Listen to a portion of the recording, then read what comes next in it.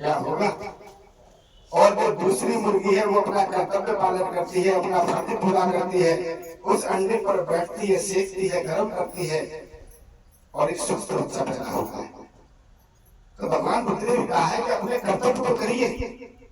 पूजा पाठ करना तुम्हारा कर्तव्य नहीं है। हम भगवान बुद्ध की पूजा क्या करते हैं?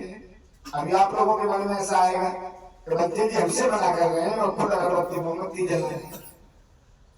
हम भगवान बुद्ध की शिक्षाओं की पूजा करते हैं। आप किसी देवी देवता की पूजा करते हो तो आप मांगते हो कि मेरा बच्चा पास हो जाए, मेरे बच्चे की नौकरी लग जाए, मेरा घर मकान बन जाए, लेकिन भगवान बुद्ध से हमेशा कुछ भी नहीं मांगते। हम केवल भगवान बुद्ध ने जितनी शिक्षाएं हमें दी, क्योंकि ये गुरु हैं, एक अध्यापक हैं, इन्होंने समाज को अच्छी दिशा दी, इस संसार के जन्म मरण के चक्र से हमें मुक्त होने का रास्ता दिया।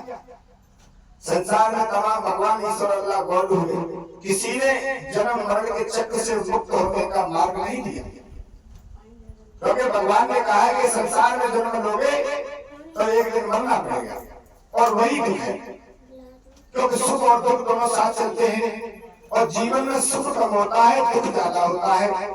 तो भगवान ने कहा है कि यदि तुम बार बार जन्म लोगे संसार में तो इस दुख को भोगना होगा, क्योंकि संसार में तुम्हारा जन्म हुआ है तो ऐसे आराम करने के लिए नहीं हुआ, इस संसार की चीजों को भोगने के लिए नहीं हुआ। ये तो जीवन जीने के लिए हमें कर्म करने होते हैं। भगवान बुद्ध कहते हैं कि जब तक इंसान के कर्म पूरे नहीं होंगे तब तक वो संसार में बार बार जन्म लेगा, क्योंकि ये भवसागर है, जन्म मरण का चक्र है। जन्म लेना मरना, जन्म लेना मरना, शरीर मरता है, चेतना कभी नहीं मरती। तो इस सत्य को भी समझना है कि हमें संसार में आए हैं तो उसका कोई ना कोई कारण है, और कारण क्या है? हमें अपने कर्म पूरे करने हैं। कर्म बनाने नहीं है कि किसी को सताना है, किसी से हिंसा करनी है, किसी से मारपीट करनी है, किसी को गाली देनी है, किसी का धन दबा लेना है, किसी की संपत्ति दबा देनी है, किसी के साथ बुरा व्यवहार करना है।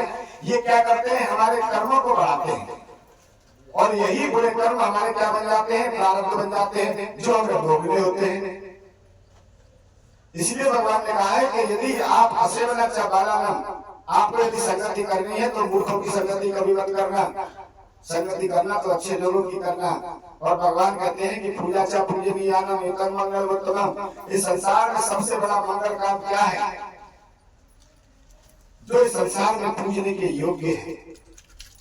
भगवान बुद्ध कहते हैं कि संसार में भगवान से भी पहले यदि कोई पूजने योग्य है तो वो हमारे माता पिता है।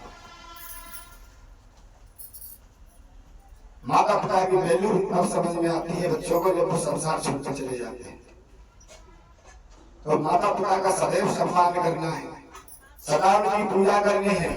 मरने के बाद लोग पूजा करते हैं, कितना अजीब है। मरने के बाद फूल चढ़ाएंगे, उनके गले में माला डालेंगे, कभी उनके जन्मदिन पर, कभी तीज त्योहार पर, कभी माता पिता के हाथों में कभी फूल नहीं दिए होंगे। उनके जीते जी उनके पसंद का खाना नहीं बनवाते, और मरने के बाद कहते हैं कि हमारे दादाजी को खीर पसंद थी। तो सेवा करनी है तो माता पिता की जीते जी करिए।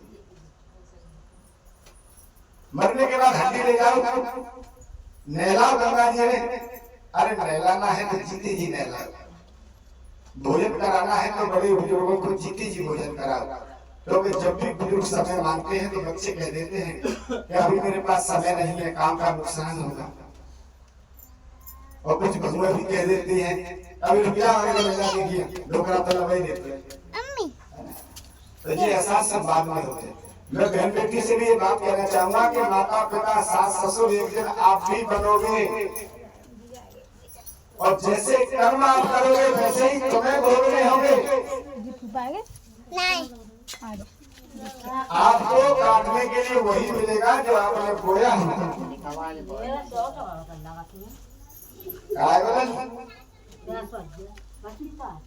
हाँ भैया इधर ना सुनते तो हमें तो बोलेंगे।